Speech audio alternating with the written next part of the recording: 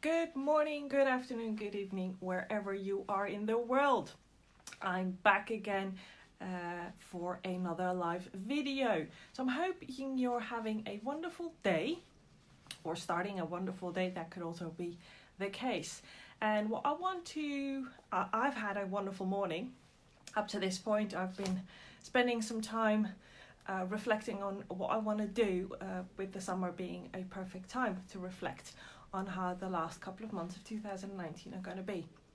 And I'm looking forward to it. I have a lot of nice things coming up, a couple of speaking engagements that I'm looking forward to sharing my knowledge and wisdom with other people. But today I'm talking to another phenomenal person, a good friend of mine that I absolutely love and adore, and that I could get to call a very good friend of mine. So let me introduce to you Judith Quinn. Judith, if you haven't met Judith yet, please do find her on Facebook, follow her, whatever you can, because Judith is a vocal confidence and communication specialist and sound healer. And she's done a sound healing with me whilst I was in London a couple of months ago. And I can tell you it was great, phenomenal. Judith is one other thing. She's also my book sister. So phenomenal. And we're going to share with you the very first time that we met live, because that was really cool. So Judith, I'm going to add you. Have our lovely chat today. Hoping Facebook will be kind today without any tech troubles, because sometimes that happens. And yes, there she is. Hello. Hello. How How are you? I am well. I am happy. I am here. And yeah, all is good. All is good is good. Well, I introduced you a little bit, but tell people more about what does a vocal confidence and communication specialist and sound healer do? Haha. Haha. In short, which I'm not very good at doing in short, No. but in short, what I do is reconnect people to who they really are on the inside, the essence of who they are, so that they can express themselves with clarity, with confidence, and with the courage of their convictions, no matter the situation. Well, aren't I people managed to keep that quite short. exactly? That was actually very brilliant. You've been practicing, haven't you? Yeah. Yeah. Why is that necessary? People connect to who they are in essence. Because most people don't. Most people are particularly, well, in personal and professional life, actually, but particularly in the workplace, I notice it, and I know your big passion is about helping people free themselves from the shackles of what they're keeping themselves in the workplace. So not necessarily, the I'm a big believer that the whole world needs to work as a whole. So we need wonderful, amazing people who are out there working in offices, and we can't all be annoying self-employed people like us. So, but particularly I notice in the workspace, but also actually with entrepreneurs, with those who are self-employed, people suffer in silence or stop themselves from expressing themselves because they think it's easier, because they think, well, if I speak up, nothing's going to change anyway. So it's really important to reconnect to who you really are, because it's about finding that part of you that will speak up, that will ask the difficult questions, that will say no, that will say yes. Okay, I'll give that a go. Yes, I've got an amazing idea. I would love to share it. Yeah. But half the time people are so afraid of other people's reactions and responses, or that they'll get no response and nothing will change, that they don't actually say, this is what needs to happen. Yeah. And whether that's afraid of individuals, so other specific people, or that it doesn't fit into the structure or the system. Yeah, it works in all sorts of ways. Yeah.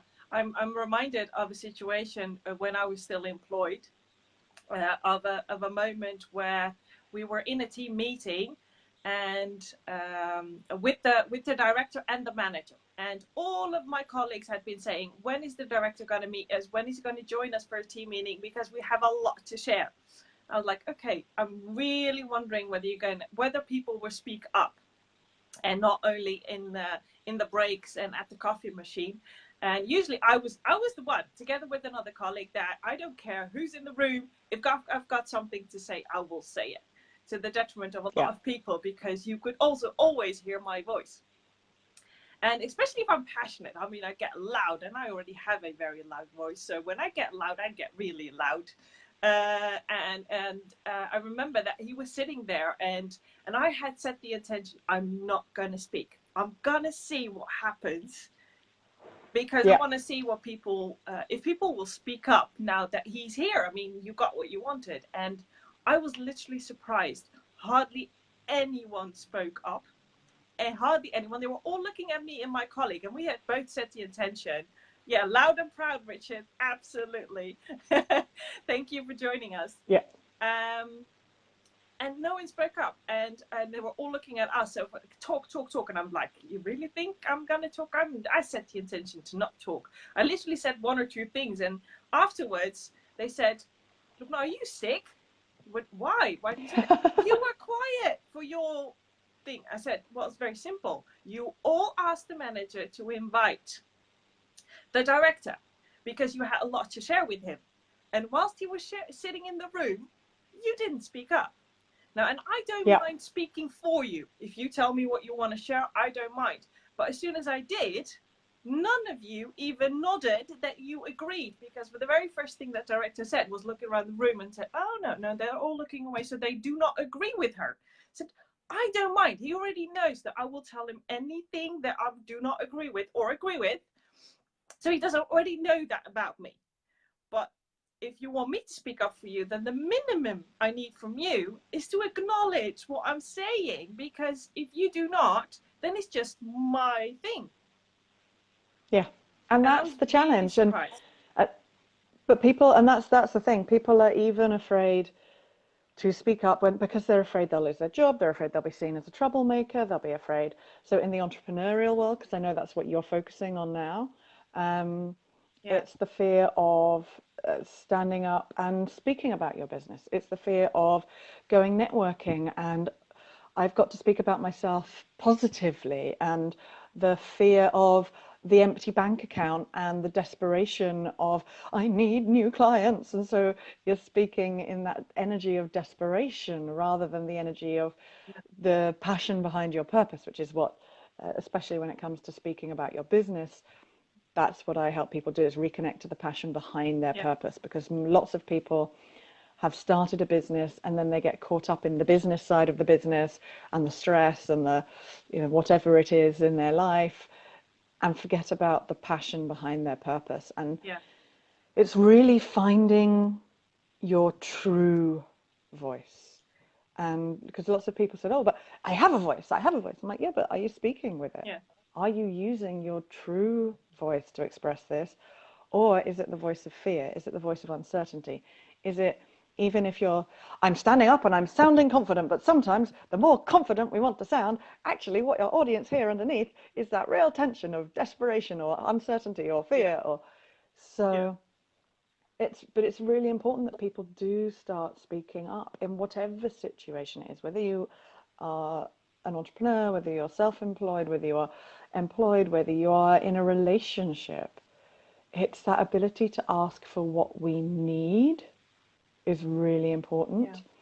And the ability to ask for help, the ability to say when something isn't working for us, the ability to share when we have something that is a fantastic idea or we think might be, and the ability to express our feelings.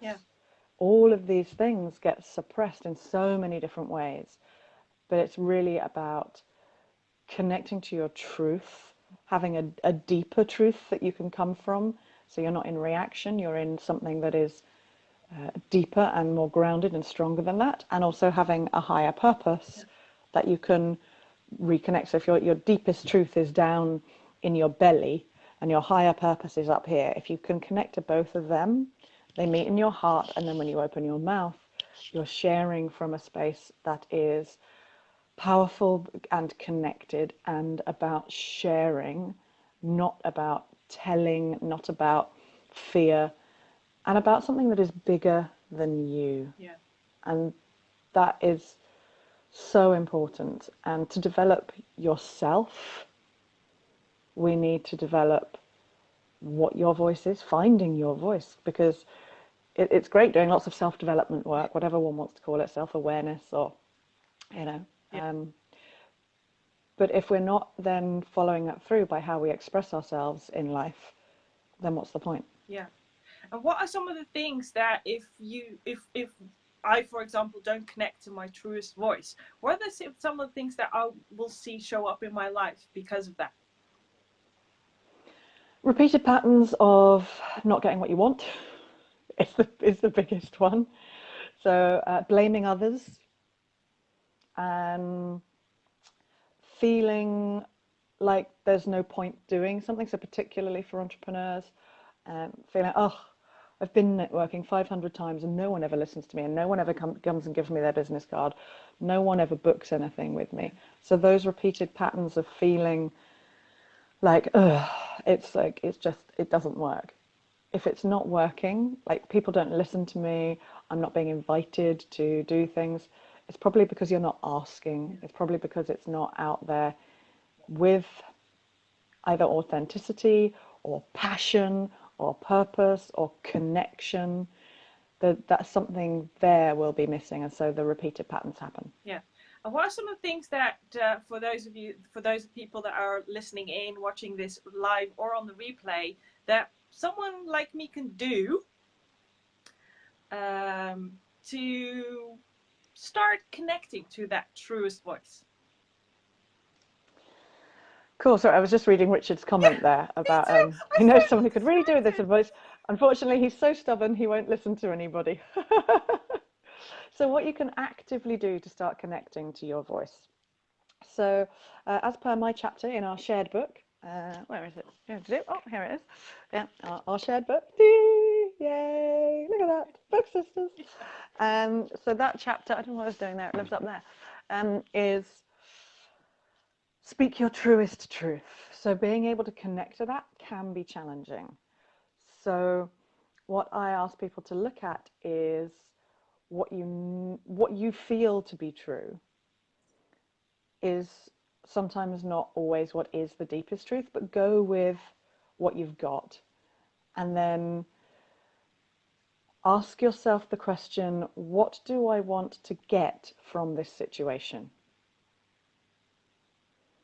Because whether that's a personal conversation, whether it's a professional conversation, what do I want to get from this conversation?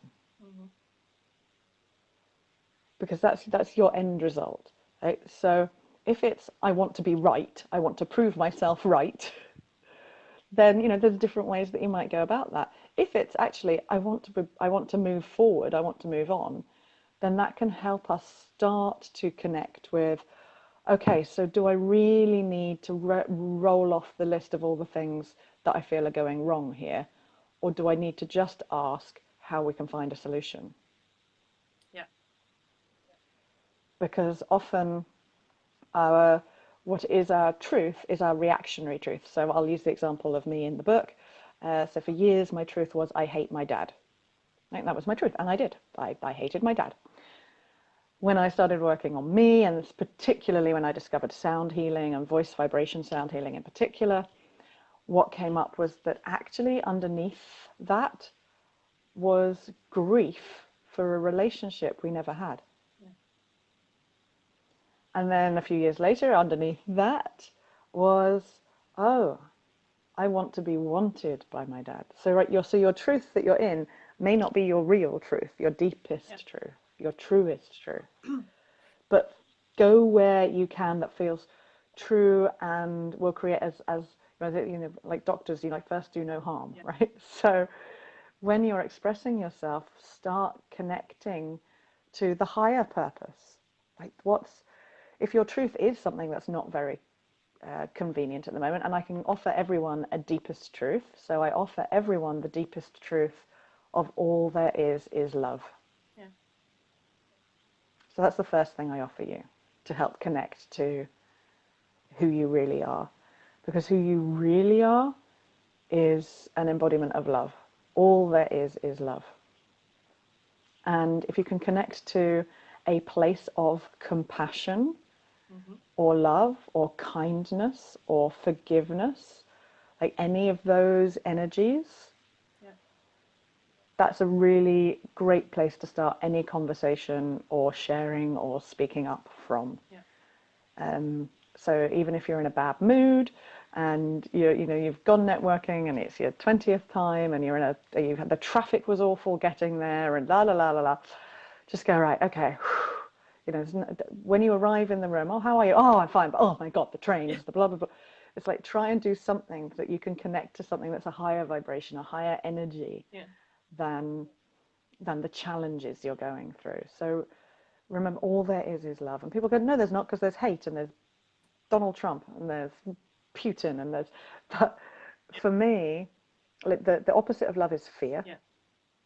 And those people in life who are clearly filled with a lot of anger and hate and bitterness, what I see in them are people who feel like or didn't receive enough love. So all fear is an absence of love, although it's the fear of an absence of love.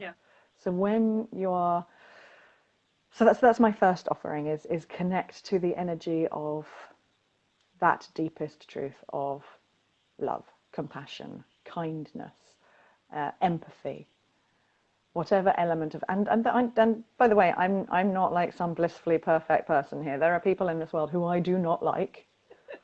There are people who I have no patience with, but even then, there's a member of my family who, well, not my direct family anyway. There is someone who's connected to my family who I do not like as a human being at all. I just don't like them. But I have compassion for them as a human being because I know what they went through in their childhood. So when I am in a situation with that person, I will either just, make sure I'm not speaking to them, so I'm not in a position where I'm sharing that, or I just remind myself, right, higher vibration of love and kindness, and I don't have to like them. And sometimes I will say, if they do something that I don't like, I will say it. Right? It's important to not be suppressing yourself. But yeah, if you can come from that space of how can I find compassion, kindness, empathy for this situation. Sometimes it's situational. When you're sitting screaming at your computer because it's going wrong. It's just like, take yourself out of a situation if you can. And then, come into that space of, okay. And then you've got the higher purpose of your end result. So what's my end result from this? What do I want to get from this? What is bigger than me? I love that. And being able. I love that because it says something about be intentional, especially when you go to a network meeting or in a conversation. And Richard, thank you for sharing that, what you just shared about talking to your family about your dreams. That's very valuable. Thank you so much. And I'll share a little story about myself on that note. So be intentional, because I see a lot of people that are very reactive, and it literally comes from here. You can see it. It just throw words at situations or other people, or talk about other people and situations. Then think of what are you really feeling? What's really happening here? Instead of doing something, or they're only working towards expectations from other people. So I want my boss to like me. I want my client to have me. I just want them to say yes, no matter what. And I'm thinking, you're going to lose yourself in that. And I've had that when I shared with my parents that I was going to leave my job, leave the financial security of a job, and jump in the entrepreneurial. They were all like, no, you're not going to do that. I mean, how are you going to do that? You don't even have a plan. And I was like, but I feel in my bones that this is what I have to do. I can't explain it. There are no words for it. And I might be mad doing it, but I could not do it, because this is one of those moments that if I was on my deathbed looking back on life, I would regret not doing it. So I'd rather play. And yeah, and this is the challenge. So your parents and Richard's family's reactions are actually coming from love. Absolutely. They're coming because they love you, and they are afraid because it's something they don't know. Yeah. So it's that bizarre combination of love and fear. Oh my God, but that's against the norm. Like, oh my God, that's not safe. It's not secure. It's like, show me a job that's secure. Yeah. It's not secure. It's not safe. And I love you, so I want to keep you safe. And sometimes that safety creates so many. Love can create the biggest barriers sometimes, because it can feel like it just keeps us in this little space of what we know. And that's, of course, where all the isms come from. All the isms come from the fear of what we don't know. Yeah. So, those people who are different to us, it's like, oh, I don't know it, so it's not safe, and it could be harmful to those I love. Yeah. Yeah. Yeah. Yeah. And I said it. I said, I love you, and I know you're saying this because you want to protect me. And I totally understand that you do not get, and therefore a job was their security. When my father came to the Netherlands, that was the only goal: get a job as soon as possible. And if you lose one, you go to the next one and find yourself a permanent position, because that's security. That's their frame of reference, because that's their conditioning. But and now that frame of reference has changed, because literally, show me a job that is secure. There isn't any security whatsoever. So I totally understand that. So I don't try to expect from them to understand why I'm doing what I'm doing, because they can't. I can only show them, with each step, that what I'm doing is something that I know I need to be doing, and that it works for me. So yes, it's difficult with family. I totally get that, Richard. But as long as you connect, it comes from love and trying to protect you, and make sure you surround yourself with another group of people that will boost you forward in realizing your dreams, and do not expect that from your family. They will not get it. And for anyone else who's watching, if you are in that similar situation, I'm blessed. I don't have that situation. My mum and dad were self-employed, so it's like meh. Yeah. It's what I grew up with. They did all those. They probably did all those fears for me. I have. It's just what I know. I'm like, well, everyone works for themselves, don't they? Yeah. No, apparently not. But if those of you who are watching this later, if that is something that you're facing as an entrepreneur, or someone who's stepping out to become self-employed or run your own business, or anything else that your family don't understand, choosing. I have a couple of clients who have chosen to not follow their family's agreed spiritual path. Mm-hmm. So I have a client whose family are Catholic, and they're from Africa. They're Catholic, so their church is their community, and this client is spiritual. So it's not that she doesn't believe in what the energy that we call God. It's just she doesn't believe in the big white man sitting on a cloud with a big beard in judgment of all of us. Yeah.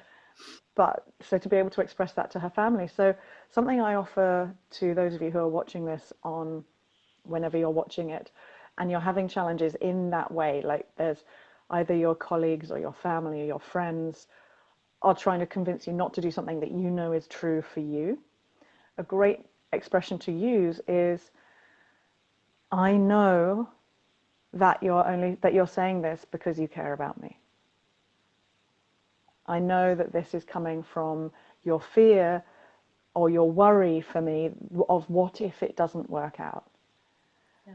And if it doesn't work out, then you're right. But if it doesn't work out, I hope you will still be there caring for me. But what I really need from you is your support right now. But starting with, I know this is because you care, takes them off the defensive mode. Yeah. Takes them off trying to put their argument in front of you. And you're saying, but you love me. So automatically it's coming from love. Yeah. Yeah. I love that. Oh, Richard, that's what I have EAM for. Also. Yes, so EAM is the energy alignment method, which is Yvette, as you know. Yes. Uh, Also our so, book sister. yeah, another book sister, yes.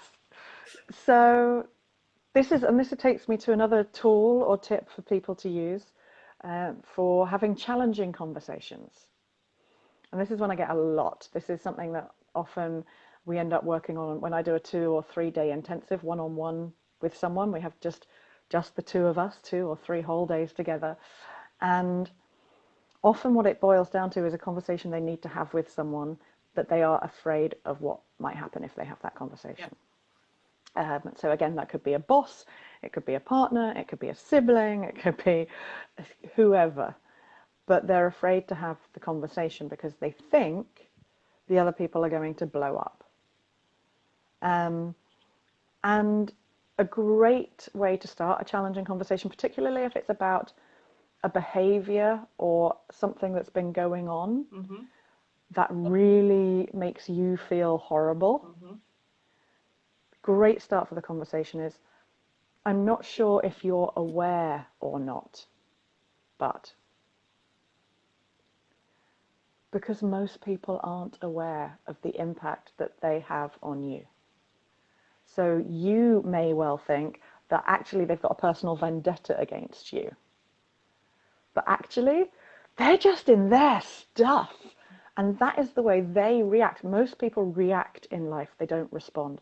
And this is where arguments happen. And hands up, I do it still, even though this is what I teach. There are moments when our emotions get triggered and we just turn around and go, no, that's not how it is.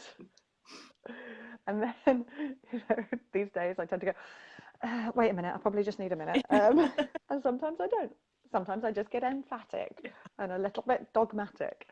But I have the self-awareness to know that. But most people, they don't know that their little flippant comments or their little remarks, most of the time when it's things like that, they think they're being light-hearted. My baby brother does this a lot. He will make a little side comment and it's painful. And he used to do this to me around singing until I said to him, I'm not sure if you're aware, Jay, but when you make those kind of comments, sometimes it makes me want to cry. Yeah. It's really painful. And he was like, oh my God, no, don't be stupid. No, I don't. No, it's just me making fun of you. That's my job. I'm your baby brother. I'm meant to make fun of you. Yeah. You've got a brilliant voice. You know that. I was like, no, actually, I don't know that. That's my vocal confidence challenge, is my singing voice. And partly because you've always given me these little barbs. But he was completely unaware of how much it hurt me. Because I'd never told him. Yeah. And because in his mind, he was just making fun. He's just like, oh, da-da-da. And people, so that's one of the ways that people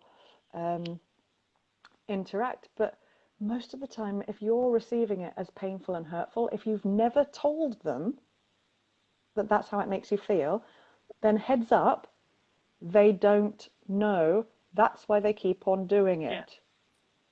And it's the same with, I don't know, it's why I now, when I meet new people, I put my hand out and I go, oh, are you a hugger or a shaker? And I put my hand out. And huggers, I'm a hugger, right? I'm a tactile person. As Luben and I first met, we just ran across the room to each other and enveloped each other in our arms and hugged. Oh, we have the photos to prove it. Yes. But people who aren't huggers hate it. So a hugger won't care about the question. They'll just give you a hug. A shaker, you will see the relief in their whole body. Yeah. And they'll go, oh, shaker, thank you for asking. Yeah. So it's little things like that. If you're a tactile person like me and you go up to someone and you touch them on the arm like every day, like, oh, every time you pass them, oh, how are you? That person could well be going, because we don't know what they've gone through in their life. We don't know whether they were a premature baby, and then a lot of people who are premature babies are hypersensitive to touch. Yeah. We don't know if they just don't like strangers or they don't like intimacy with people who they don't know. And you're just going, hey, how are you? Every time you go past them. Yeah. And you're making them feel like horrible, creepy skin feeling, if they don't say anything you don't know and you carry on touching them, and suddenly one day they go, will you stop doing that? Yeah. Yeah. So this is my thing. So for a challenging conversation, approach with, if you're the one who, whatever the situation makes you go, ugh, I'm not sure if you're aware, but whatever it is.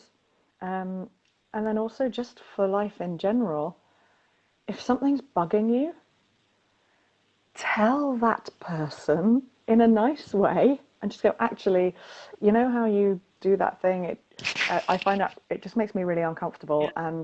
and completely my fault. I never told you before. So taking responsibility is really, really important. Yeah. Completely my fault. I've never told you before, but it makes me feel really uncomfortable. So would you not do that? Yeah. Yeah.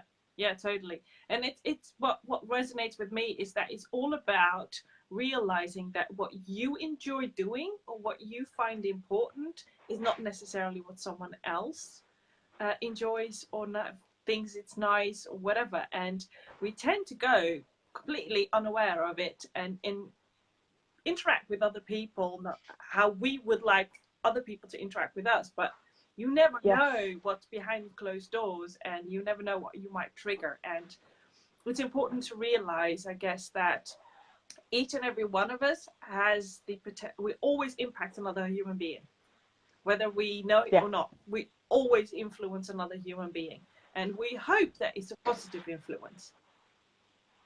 And I hope we never get to negative, but sometimes you don't know, and unless that person tells you, you will never know, and that's just a shame. Yeah. And that's why I help people find their voice, Yes. to say the things, and it's so in everyday life, and also to start speaking up, to start sharing, and so those things, but all of these things link to the same thing. It's the same as the fears of public speaking, Yeah. or giving a presentation, or doing videos. It is around the fears of how other people will react. Yeah. And I think we're living in a society now that's a little bit too full of fear. So I don't stop being tactile. I am not going to stop being tactile. I think there's too little touch in our community, in our society. But I have started asking, are you a hugger or a shaker? Yeah. Right? Because I know the shaky people don't like it. But then these same thought processes can come to when you're speaking about your business. If you don't like it, ask yourself, what am I avoiding, or what am I not admitting or speaking up to myself? Yeah. What is it I'm afraid of that other people are going to think about me? Because also we can't let, as much as we want to try and have a positive impact on life in everyone, we can't go around only saying things that we believe are going to have a positive impact, because then no one will end up saying anything. Exactly. Or it will all just end up being a whole load of platitudes. And sometimes it's really good to offend people because it starts a conversation, and not like you're horrible, but if you're connected, again, it's about connecting to your truth. If you're connected to your truth and you're speaking it, you're expressing it, you will resonate with more of the right people for you. And that's what's important. You said earlier, Lubna, about being around more people who are thinking differently, who are thinking on a higher level makes it sound better. Yeah. But it's a higher vibration. It's a different energy it's the energy of love versus fear. Yeah.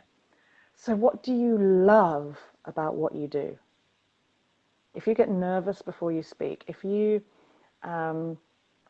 are wanting to improve your 60-second pitch, if you are wanting to be speaking on stage, if you want to be sharing your voice through writing a book, what is it that is really there for you that matters? And what is it that lights your fire? I've got a client who she flew over from the States to work with me in April, and it was amazing. And we actually created a whole new product because of her work, which is just fabulous. It's a spiritual spaces place.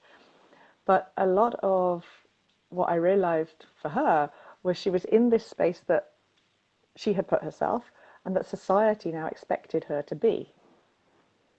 but it wasn't lighting her fire. It didn't get her spark going. And if you're running your own business, you're an entrepreneur, you've set up your thing, before you go to speak, reconnect to that thing that lights your fire.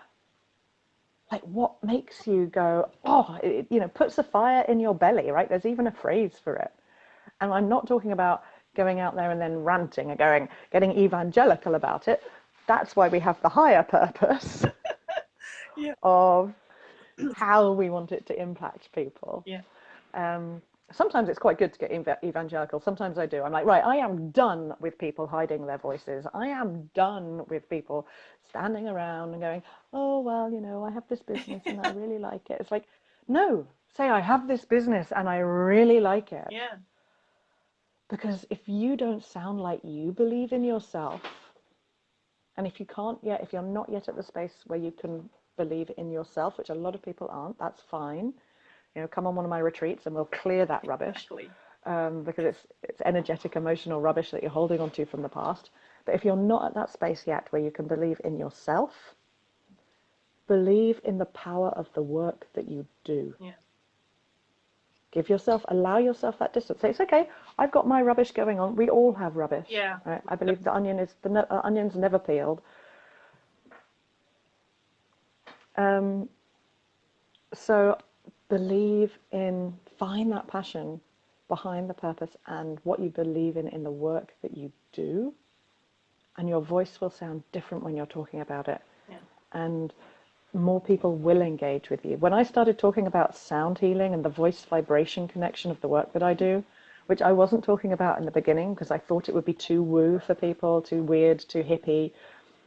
When I started talking about that, that's when I started getting clients really coming to me and doing the deep work, the stuff that I love, coming to my retreats, which are all about sound healing and voice vibration, doing more of the one-to-one work, because that's where the magic happens. Yeah.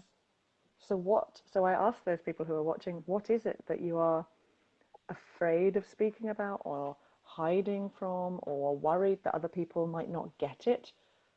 Whatever that thing is probably the golden nugget that you need to start talking about. Yeah, I totally resonate with that. I still have it every time I get on a stage. Just before those couple of minutes before, I'm like, okay, why did I say yes to this?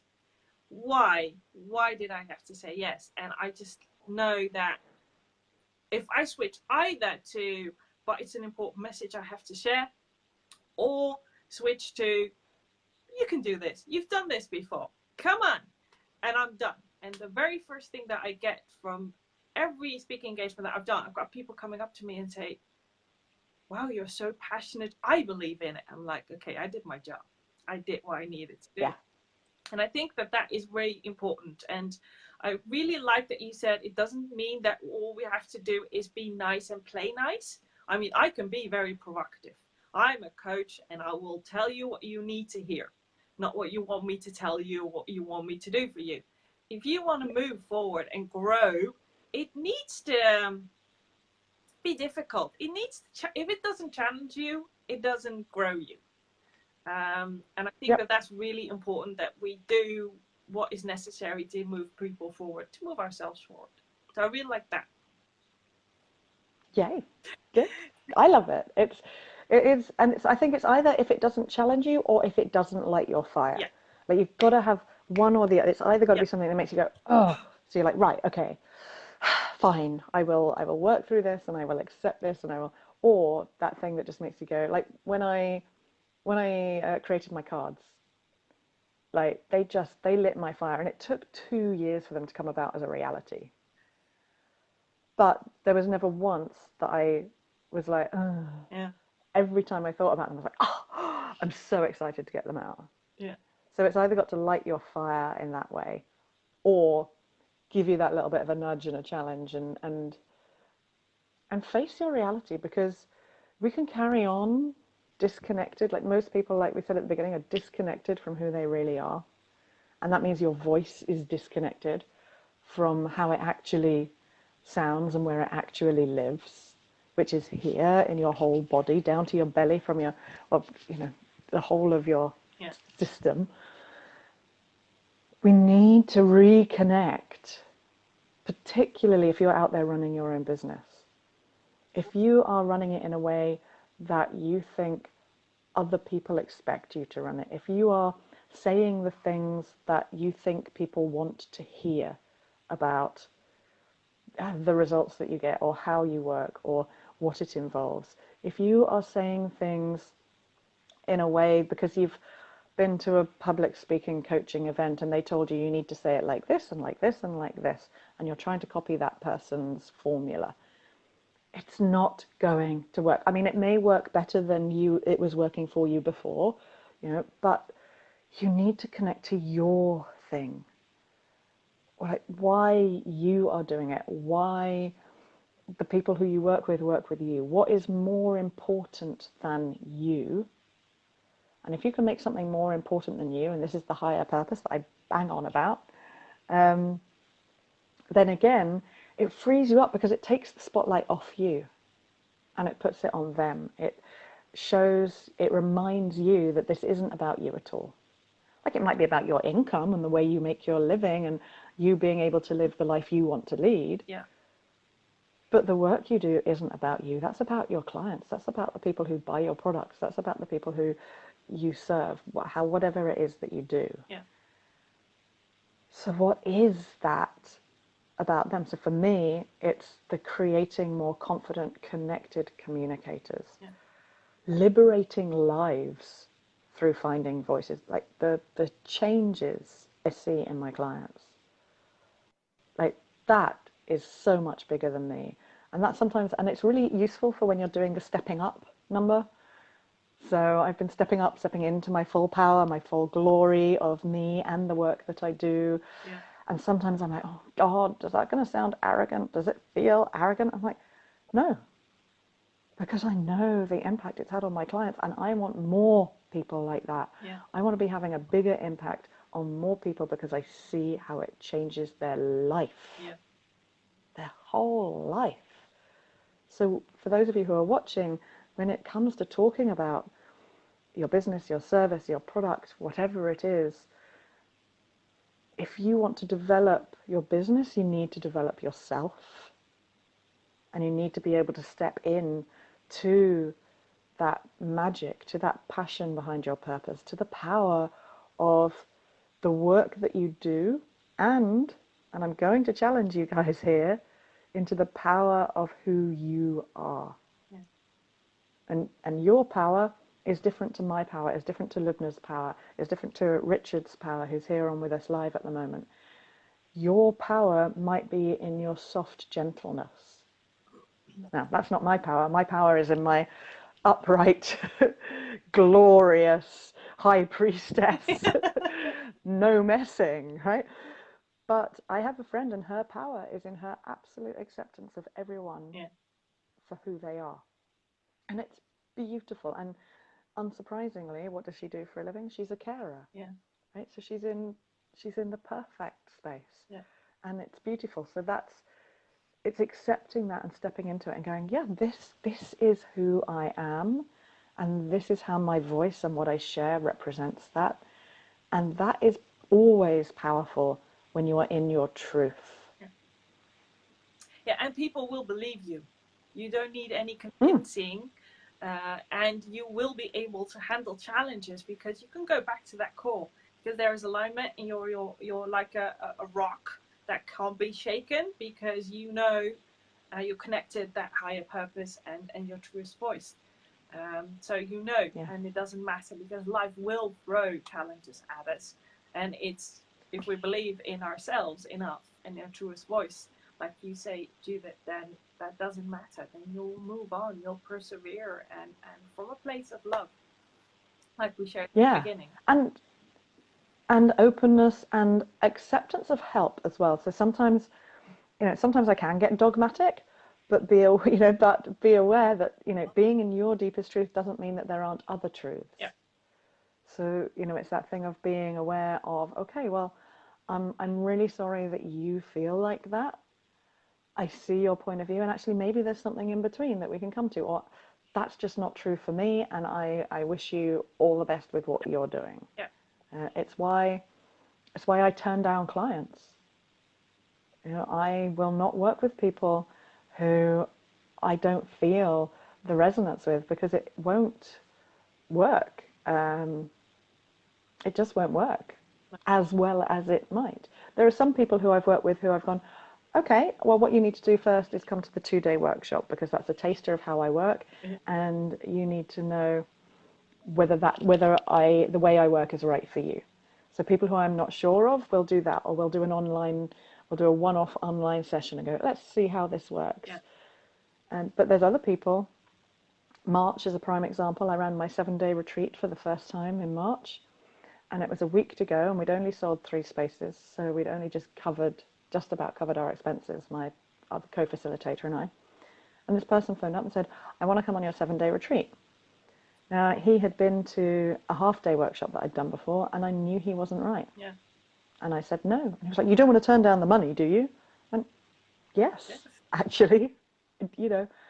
So it's really important to be aware that there are other ways, so that your truth might not be true for everyone. Yeah. So don't get offended if people don't want to work with you. Because if you're in your truth, actually, all you will do is attract more people who are in that same resonance. Yeah. Or if it's not specifically, like sound, you've got the core sound, and then you've got the vibrations that are around it. So even if they, like my necklace, sorry, even if they don't match that core center bit, they may still resonate with you, because they could be around here. And that's great, because then you can bring them into the power of your work, and they may show you something else that expands your work. Yeah. So don't be offended if you're speaking your truth and people don't want to work with you, because ultimately what you will draw in is more people who really do. Yeah. Yeah, and that's so true. That's one of the things that I really had to learn, because when you're just starting out as an entrepreneur, every dime is more than welcome, because you have to pay your bills. I mean, I would be doing this if I didn't have to do that. I would still be doing this work.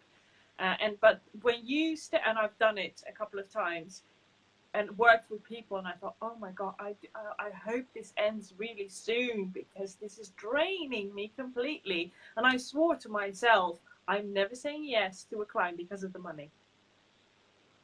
Never, ever, because for one, there will never be a happy client at all, ever. Nope. A happy client or a happy customer, ever. You'll struggle. You probably need to put in more time and effort to even get them to some level of satisfaction. Yeah. And it will drain you. And it's simply not worth it, because you close yourself off. For those people, you can help them. You can see the transformation in their face. They're literally going, I wish I knew this years ago. So yeah, that's really important to be doing. And you can only do that if you're connected, because then you trust that the right person will show up and that the money will show up. That's really, really true. And that's why you need to be connected to that bigger thing than you. Yes, absolutely. Judith, how can people find you if they are interested in more? Your whole voice. Everything is your whole voice. So yourwholevoice.com is my website. My Facebook page is Your Whole Voice. My Instagram is Your Whole Voice. That is the best way to contact me. You can PM me if you like on Messenger, if that's easy. My email is connect@yourwholevoice.com. And if people want, I've got some free downloads on my website. So there's a free PDF or video, which is the top 10 tips for talking. That's more for public speaking. Yeah. I have a free 5-minute sonic meditation on there. So if you're interested in we haven't really talked much about the sound healing elements of it, but if you are in that space of stress or overwhelm and you want a really quick tool to be able to bring yourself back into now, I'm just going to share that with you now, if that's all right, Luna. Yes, of course. So the simplest thing to do is just place your hand gently on your chest and breathe and hum.